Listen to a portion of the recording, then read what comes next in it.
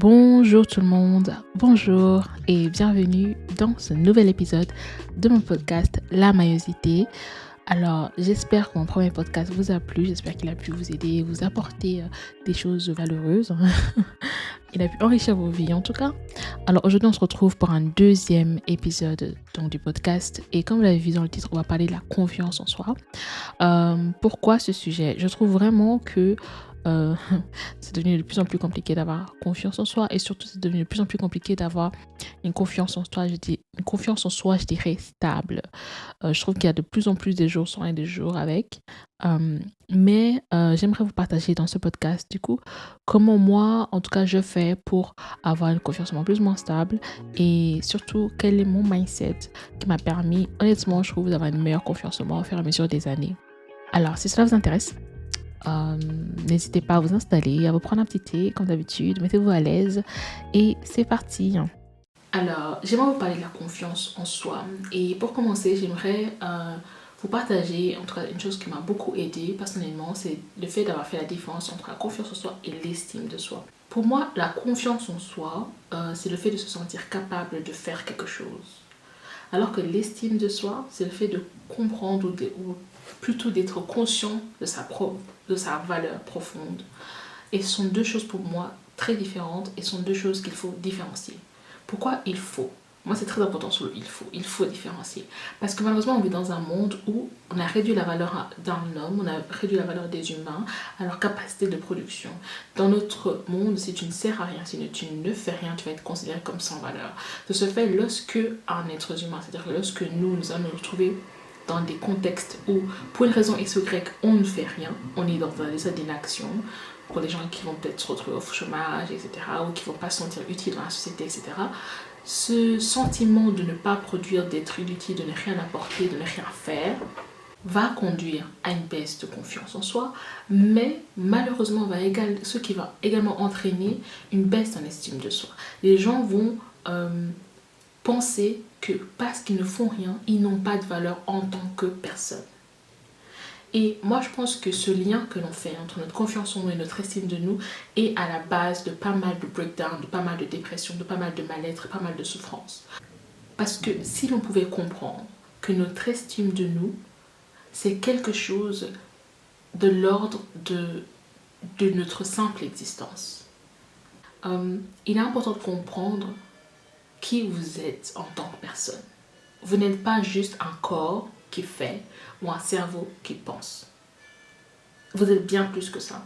Le fait de comprendre cela va vous permettre en fait de ne jamais lier votre valeur intrinsèque à vos productions, à ce que vous faites, à ce que vous pensez.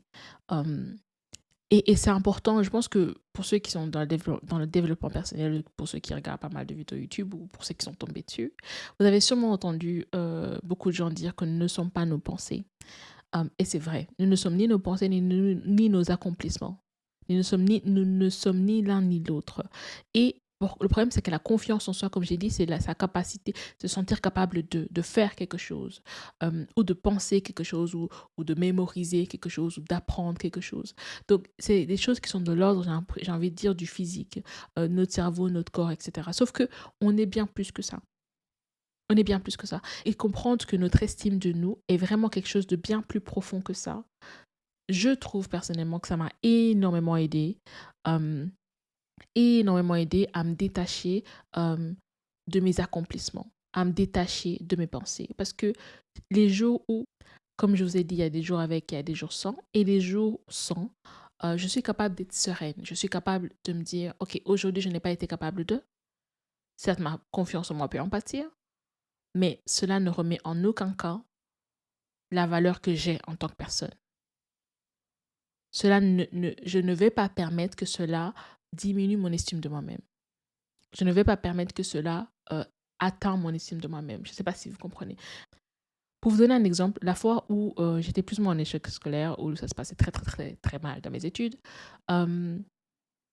c'est là où, en fait, où j'ai expérimenté ça. Parce que bien que ça se passait très mal dans mes études, je ne me suis pas sentie inutile. Je ne me suis pas sentie sans valeur.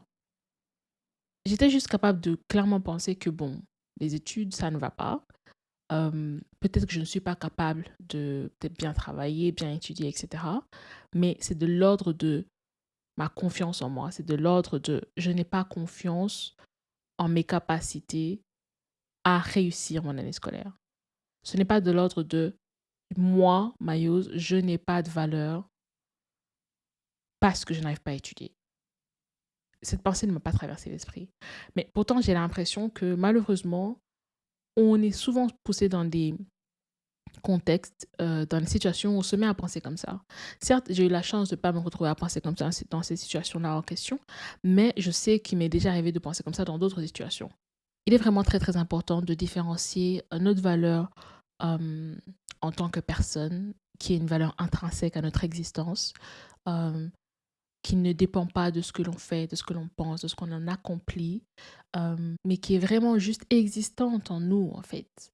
Euh, pour donner encore un exemple par rapport à ça, je parlais justement de l'estime de soi et de la confiance en soi à un ami il n'y a pas longtemps et je lui avais donné comme exemple l'or. Avant que l'homme découvre l'or et lui donne la valeur qu'on lui donne actuellement, l'or avait déjà sa valeur intrinsèque. Avant que l'homme découvre les métaux précieux que l'on connaît actuellement, qu'on utilise pour nos technologies, etc., ces métaux existaient déjà dans la nature et avaient déjà cette valeur intrinsèque. C'était déjà, euh, rien que leur existence, en fait, ils avaient la valeur que l'humain ait déterminé ou que l'humain ait trouvé comment exploiter cette valeur ou pas. Je ne sais pas si vous comprenez. Et moi, je vois que dans notre monde, en fait, on est juste arrivé à un niveau où l'humain confond l'exploitation qu'on fait de sa valeur avec sa valeur. Le fait d'acquérir un travail, le fait d'avoir un diplôme, pour moi, c'est l'exploitation que le système fait de notre valeur en tant qu'humain, de ce que l'on possède, de ce que l'on est capable de. Mais que l'on les exploite, enfin, effectivement, cela ne change rien au fait que, indépendamment de tout ça, on aura toujours ce potentiel en nous, on aura toujours cette valeur en nous. Mais je pense aussi que l'estime de soi est vraiment liée à la spiritualité. C'est clairement lié euh, à la religion pour certains ou lié à la métaphysique pour d'autres. Cela dépend de comment est-ce que vous percevez les choses. Mais dans tous les cas, le fait d'être conscient de sa valeur, pour moi, c'est vraiment être conscient qu'on a bien plus de valeur que la société nous en donne. Mais, mais donc vraiment, l'estime de soi, c'est le fait de comprendre que votre valeur en tant que personne réside dans votre existence et pas dans vos actions, vos accomplissements, mais juste dans le simple fait de votre existence. Et le fait que vous développiez une conscience de votre existence vous permettra en fait de profondément vous ancrer dans votre valeur et le fait de ne pas pouvoir accomplir telle chose pourra difficilement venir perturber cette paix, j'ai envie de dire, ou cette simple conscience d'exister. Et je sais qu'on vit dans une société qui ne valorise plus ce genre de choses. J'ai l'impression qu'on essaie de plus en plus de se valoriser avec le développement personnel. Mais c'est étrange parce que j'ai vraiment l'impression que le développement personnel, il est chouette sur Internet. Genre, tu trouves énormément de vidéos qui parlent de ci, qui parlent de ça, qui parlent de ça sur Internet. Mais une fois que tu quittes l'Internet et que tu vas dans ton monde, eh ben, le système encore présent, c'est un système en fait qui est axé sur l'action, qui est axé sur le faire, qui est axé sur le fait qu'on a de la valeur parce qu'on a possédé telle ou telle chose, parce qu'on a accompli telle ou telle chose. Donc, je trouve que c'est encore difficile, malgré toutes ces connaissances, de réellement l'implémenter dans notre réalité. Et ce, en plus avec les réseaux sociaux qui ont débarqué. Je pense que je ne vais pas trop m'étaler sur la estime de soi. J'aimerais vraiment préparer toute une vidéo pour ça. Je pourrais peut-être expliquer un peu plus profondément et un peu plus clairement ce que j'entends par ça. Parce que pour moi, c'est quand même un concept, euh, comme je vous ai dit, de l'ordre de la métaphysique pour certains, spirituel, religieux, whatever. Mais c'est vraiment un concept qui est quand même un peu plus, pas si complexe, mais c'est plutôt une question d'expérience. Voilà, ça je veux dire. C'est pour moi, l'estime de soi, c'est plutôt un concept qui doit être expérimenté. Parce que la vie est faite pour être vécue. Donc, c'est vraiment quelque chose que vous devez expérimenter par vous-même. Mais bien sûr, il y a beaucoup de choses qui peuvent vous aider à vous rapprocher de cette expérience. Mais je trouve que c'est très dur de l'intellectualiser, en fait. Voilà, je trouve que c'est très dur de l'intellectualiser. Mais j'essaierai certainement dans un autre épisode. Donc, comme je vous ai dit, première étape pour moi, c'est vraiment faire cette différence entre sa confiance en soi et son estime de soi. Ensuite, une chose qui m'a personnellement aidée pour vraiment avoir cette confiance en moi, c'est le fait d'avoir eu des réalisations, des accomplissements. Je ne dirais à personne qui veut avoir une meilleure confiance en elle ou en lui de ne pas chercher à avoir des accomplissements. Je trouve ça très difficile parce que, comme je vous ai dit, pour moi, la confiance en soi, c'est se sentir capable de. Et lorsque tu commences une nouvelle aventure, lorsque tu commences à faire une chose pour la première fois, ce qui va déterminer si tu as confiance ou pas à ta capacité à le faire, c'est parce que peut-être tu l'as déjà fait ou tu as fait quelque chose de semblable ou alors tu as déjà accompli quelque chose dont tu te dis j'ai les capacités de pouvoir accomplir cela également. Donc pour moi, la confiance en soi se développe vraiment beaucoup plus facilement lorsqu'on a déjà eu des accomplissements, lorsqu'on a déjà fait quelque chose. Et donc pour ceux qui veulent se donner de nouveaux objectifs, pour ceux qui veulent atteindre de nouveaux buts, etc., pour justement encore plus fortifier cette confiance en eux, pour moi, ce n'est pas une mauvaise chose. Personnellement, c'est quelque chose aussi que je fais. Parfois, je me dis, OK, là, je sais que je manque de confiance en moi dans ce domaine, mais je sais qu'une fois que j'aurai accompli cet objectif, une fois que j'aurai réussi à avoir telle ou telle chose, naturellement, ma confiance en moi, en fait, va augmenter. Parce que alors, je me sentirai capable, tout simplement parce que dans ma mémoire, j'aurai ce souvenir, en fait, de me dire, ah, OK, je l'ai fait une fois, je peux le refaire. Et la confiance en soi, c'est aussi ça, en fait. C'est que on a fait des choses dans le passé et en se basant justement sur ces expériences-là, on se sent donc capable d'en réaliser d'autres. Mais la chose, en fait, c'est que pour la majorité des gens qui m'écoutent, vous avez certainement déjà eu des réalisations. Vous avez certainement déjà eu des accomplissements. Et je pense que ce qui fait que justement les gens ont du mal comme à ancrer leur confiance en eux dans ces expériences-là, c'est parce que survient la comparaison et la minimisation. J'ai l'impression que pour beaucoup de personnes que je rencontre qui manquent de confiance en eux, lorsque je m'assieds avec eux et qu'ils me parlent de leur vie, je me rends compte qu'ils ont accompli pas mal de choses. Mais que malheureusement, ils passent leur temps à se comparer aux réalisations des autres. Ils se disent, oui, moi j'ai réussi à avoir ce diplôme, mais ma voisine a été diplômée d'une meilleure école que moi, elle a eu ce diplôme-là, etc., etc. Et donc, à cause de cette comparaison, ils se retrouvent en fait à minimiser leurs propres actions et à pas leur donner la valeur qu'ils ont. Et de ce fait, c'est comme si ils empêchent le processus de développement de leur confiance en eux. La confiance en vous est censée se développer naturellement au fur et à mesure de vos accomplissements. Mais si vous passez votre temps à minimiser ce que vous faites parce que vous comparez aux autres et que vous dites que les autres font toujours mieux que vous, alors il sera difficile pour vous, je pense, de développer naturellement votre confiance en vous. Il est important en fait de comprendre que on n'est pas venu sur Terre tous pour faire la même chose. On n'a pas tous les mêmes rêves, on n'a pas tous les mêmes objectifs, on n'a même pas tous les mêmes envies. De ce fait, ça c'est un autre problème, mais il faut vraiment faire de son mieux pour ne pas se comparer aux autres. Les autres sont dans leur chemin et vous êtes dans le vôtre. Ce que vous faites a de la valeur et montre que vous êtes capable de continuer à accomplir ce que vous voulez faire dans votre vie. Peut-être que votre voisine a eu un meilleur diplôme que vous, certes, mais ce diplôme a de sens par rapport à son cheminement, par rapport à ce qu'elle veut accomplir. De se faire avoir ce diplôme l'a aidé à acquérir les compétences dont elle a besoin pour aller réaliser ses rêves, réaliser ses projets. Mais vous n'avez pas les mêmes rêves ni les mêmes projets qu'elle. Alors pourquoi est-ce que vous devriez avoir le même diplôme qu'elle pour commencer? Pour moi, je considère que ma vie, c'est comme un train. Pour moi, c'est comme si nos vies, c'était comme des trains. Vous voyez? Et vous pouvez être assis dans votre train et vous voyez passer à côté de vous un train qui est, j'ai envie de dire, plus fort et qui va plus vite que le vôtre. Sauf que, disons que ce train se rend à une distance qui se trouve à 8 heures de là où vous trouvez.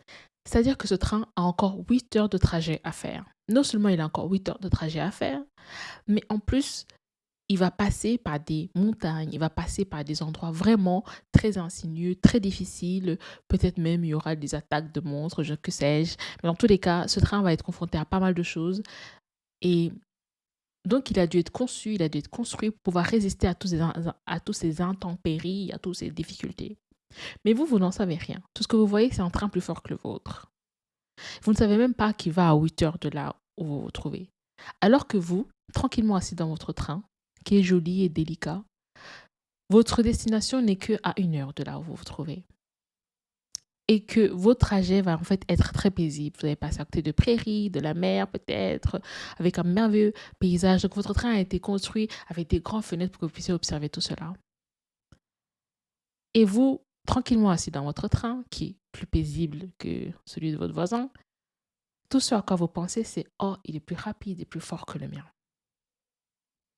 Mais vous ignorez que vos destinations et le temps que vous allez mettre pour atteindre vos destinations sont différents.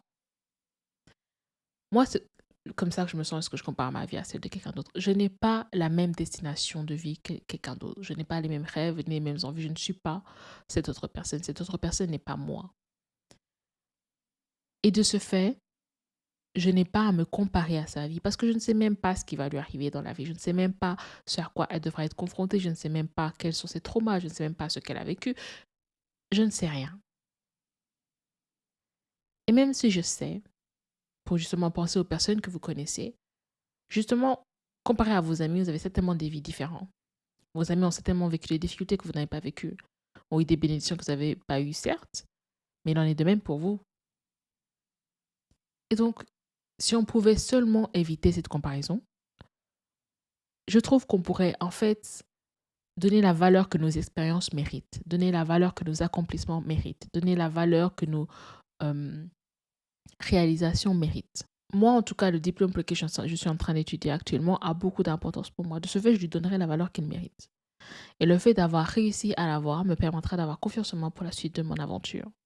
Une fois que vous avez réussi à comprendre la différence entre votre confiance en vous et votre estime de vous, une fois que vous ne liez plus vos accomplissements avec votre valeur intrinsèque, une fois que vous avez compris qu'il y a bien plus à votre existence que juste votre corps et votre cerveau, une fois que vous voyez comme un être qui a sa propre destinée, une fois que vous voyez comme un être qui a sa propre destination, une fois que vous voyez comme un être qui est dans son propre trajet de vie, qui est dans son propre train, j'espère que ça peut vous aider en tout cas à diminuer une quelconque comparaison qui, comme je dis, c'est vraiment quelque chose qui vient miner petit à petit notre confiance en nous. Les réseaux sociaux, c'est un autre élément, un réel gros élément, qui vient vraiment perturber tout cela. Je ferai un autre épisode, en tout cas, rien que sur les réseaux sociaux, où je vous partagerai ma méthode sur ma gestion des réseaux sociaux et une méthode qui m'a permise de vraiment diminuer leur impact négatif dans ma vie, d'utiliser les réseaux sociaux comme un outil à mon service et non pas de me sentir utilisée par eux, bien que je pense que je suis toujours un peu, for sure. Mais en tout cas, il est sûr que je ne permets plus aux réseaux sociaux de miner ma confiance en moi. Et je pense qu'il est vraiment important de s'en protéger. Il y a pas mal de ressources quand même qui sont présentes sur Internet qui peuvent vous aider à avoir une meilleure gestion de vos réseaux sociaux. Et comme je l'ai dit, je ferai également un épisode là-dessus par la suite. En ce qui concerne le fait de minimiser ses réalisations, il y a un autre élément qui intervient souvent qui est la fausse modestie. Les gens pensent que pour être modeste, il faut se diminuer. Et je pense que c'est une erreur. Je pense que pour moi plutôt, il faut se voir tel qu'on est. Il faut se voir avec nos forces, avec nos faiblesses. Et le fait de se minimiser par fausse modestie ou par modestie ne nous sert pas sur le long terme parce que ça ne nous aide pas à être clair avec nos forces et nos faiblesses. Ça ne nous aide pas à savoir exactement ce qu'on doit, on peut améliorer. Quand je parle d'aller chercher des réalisations, quand je parle du fait d'avoir des réalisations, c'est également lié à ça. Il est important de connaître ses forces, il est important de connaître ses faiblesses. Et justement, connaître ses forces peut aider à avoir une meilleure confiance en soi. Parce que cela peut aider justement face à une tâche, face à un projet à accomplir, de se dire, certes, j'aurai des difficultés pour faire cette partie du travail, cette partie de ce projet, mais j'ai confiance en mes forces. J'ai confiance au fait que je suis capable de réaliser cette partie du projet, car je suis très consciente de mes forces, car je ne suis pas tombée dans une fausse modestie, car je ne minimise pas mes accomplissements, car je suis consciente et j'accepte ce dont je suis capable de faire. Et ça, c'est important. Et moi, personnellement, j'étais tout le temps dans une fausse modestie avant, mais genre, c'était une catastrophe. Euh, Au point où je minimisais tout ce que je faisais. Je minimisais tout ce que je faisais. Je passais mon temps à dire, oh, mais ce n'est pas si incroyable, oh, c'est pas si important. Et malheureusement, dans mon cas, c'est aussi venu du fait que j'ai eu une expérience bien particulière à un moment donné où j'ai fait un accomplissement et que mon entourage a eu une réaction, j'ai envie de dire, plus que banale. Et cette réaction de leur part m'a fait minimiser ou banaliser ce que j'avais fait. Et du coup, j'ai passé... et je pense que je l'ai aussi reçu comme un message de il faut être modeste, tu ne dois pas montrer que euh, tu es content d'avoir réalisé telle ou telle chose. Et c'est quelque chose qui s'est développé par la suite aussi. Et que j'ai essayé maintenant de plus avoir parce que je ne trouve pas ça utile. Je trouve que ça me dessert euh, de continuer à ne pas me valoriser en fait. Voilà. Pour terminer, un autre élément important dans la confiance en soi, et comme l'intitulé le dit, la confiance en soi, moi, je pense que c'est le fait de savoir qui on est. C'est aussi important par rapport à tout ce dont j'ai parlé, parce que quand je parle de comparaison, par exemple, pourquoi beaucoup de gens se comparent? C'est parce que beaucoup de gens ont du mal à déjà déterminer où ils veulent aller dans leur vie, à déterminer ce qu'ils veulent faire, à déterminer ce qu'ils veulent devenir. Parce que pourquoi je parle de comparaison et pourquoi je parle qu'il faut éviter la comparaison et pourquoi malheureusement beaucoup de gens tombent facilement dans la comparaison, c'est parce que pas mal de personnes en fait ne savent pas qui ils sont, ne savent pas qui ils veulent devenir, sont perdus. Et j'ai été perdue pendant tellement longtemps sur I understand that. Le fait de ne pas en fait savoir quoi devenir. Le fait de ne même pas savoir où on va, d'où on vient, d'où on vient et où on va. Je pense que des questions que beaucoup de gens évitent de se poser parce qu'il faut travailler, payer ses factures. Mais je pense que notre société est en train de nous prouver que si on ne se pose pas ces questions, ça va mener à beaucoup de dépression, beaucoup de breakdown, beaucoup de burn-out, beaucoup de problèmes d'ordre santé mentale et pas que d'ordre santé physique également, for sure. Donc, le fait d'aller à la quête de soi-même, le fait d'aller à la recherche de sa propre identité, pour moi est un élément essentiel au fait d'avoir une confiance en soi stable. Parce que c'est parce que je sais qui je suis, parce que je sais où je vais, parce que je sais d'où je viens, que je sais que mon trajet de vie, mon chemin de vie est différent de celui de n'importe qui d'autre. De ce fait, je n'ai aucune raison de me comparer à qui que ce soit. Parce que je suis différente des autres. Ils sont différents de moi. On est venu sur cette terre pour accomplir des missions différentes. Et de ce fait, n'est-il pas normal qu'on ait des vies différentes? Je pense vraiment que le fait de déterminer qui nous sommes, de déterminer ce qui nous fait plaisir, ce que l'on veut accomplir, d'avoir des réponses à ces questions d'ordre certainement existentiel, donne une certaine paix. Et cette paix, en fait, va encore une fois vous permettre également d'avoir cet ancrage dans votre estime de vous. Et cet ancrage dans votre estime de vous va vous permettre d'aller rechercher des accomplissements. Et le fait de ne pas minimiser vos accomplissements et le fait de ne pas vous comparer aux autres dans vos accomplissements va vous permettre, en fait, de naturellement développer une confiance en vous. Parce que vous aurez, en fait, en vous cette mémoire de connaître vos forces et vos faiblesses, de connaître ce que vous avez déjà été capable de faire et de vous sentir capable d'en réaliser d'autres projets. Moi, pour moi, c'est à peu près ça ma formule. C'est vraiment le fait que je sais qui je suis et ça m'a pris du temps pour le trouver. Et donc, je sais aussi ce que ça fait d'être perdu. Je sais à quel point c'est douloureux. Et comme je sais qui je suis, je ne me sens pas en retard par rapport aux autres parce que mon chemin de vie est différent. Et parce que je ne me sens pas en retard par rapport aux autres, je ne ressens pas le besoin de comparer mes accomplissements à ceux des autres. Et parce que je ne compare pas mes accomplissements à ceux des autres, alors je donne la juste valeur à ce que je réalise. J'en acquiers les compétences nécessaires et je laisse en fait cette confiance en moi se développer.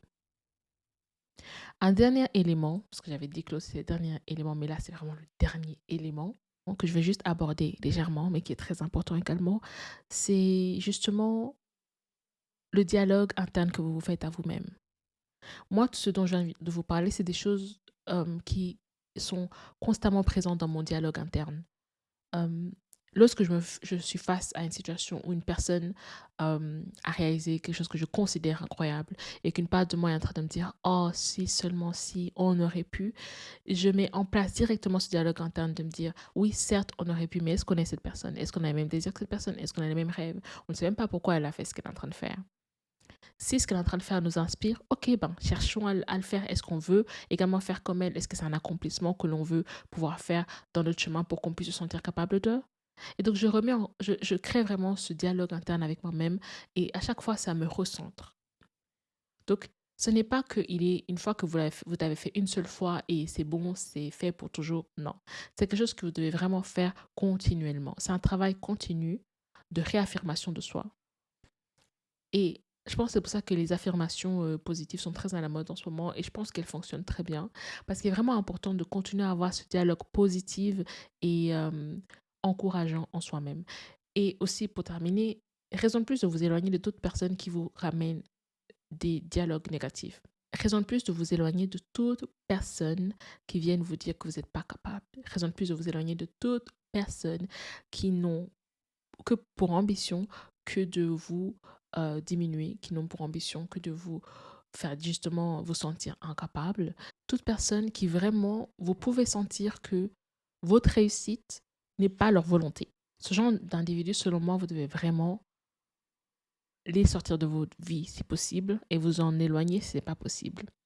Parce que comme je vous ai dit, si vous passez votre temps à travailler fortement sur vous-même, à développer ce dialogue positif et encourageant en vous-même, mais qu'à l'extérieur, les gens passent leur temps à vous donner des dialogues négatifs et décourageants et destructeurs pour vous-même, ça va s'annuler. Vous voyez? L'effet va s'annuler, n'est-ce pas? Et justement, le but, c'est, encore une fois, pour même une meilleure construction de soi, c'est qu'à l'extérieur, les dialogues soient également encourageants. C'est qu'à l'extérieur, les dialogues soient également pour vous affirmer dans vos capacités, pour vous euh, réconforter dans vos capacités.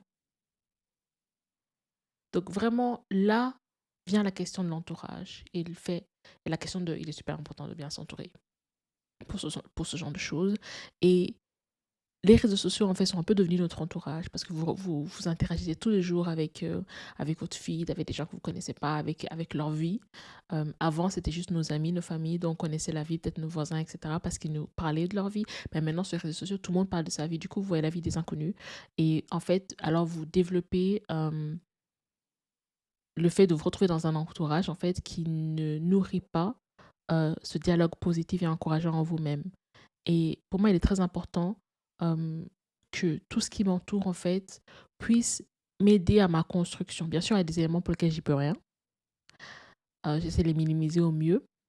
En tout cas, en termes d'éléments qui m'entourent, mais quand je dis éléments, c'est aussi bien en termes d'environnement que de personnes, etc., que de rencontres, etc. Je me dis qu'il faut vraiment que tout cela participe à une construction, une meilleure construction de moi. Tout cela participe à une forme de... En fait, m'apporte quelque chose de bien et de positif et d'utile dans ma vie. Voilà, pour dire les mots simplement. Et je trouve que c'est très, très, très important. Donc voilà, c'est tout ce que j'avais à vous dire sur la confiance en soi. J'espère que ça a pu vous aider. Il est vrai que j'étais un peu fatiguée pour cet épisode, mais vraiment, je tenais à le faire. Je referai peut-être un autre épisode. J'ai l'impression que je n'ai pas tout dit de tout ce que je voulais dire par rapport à ce sujet. Donc, je referai certainement un autre épisode.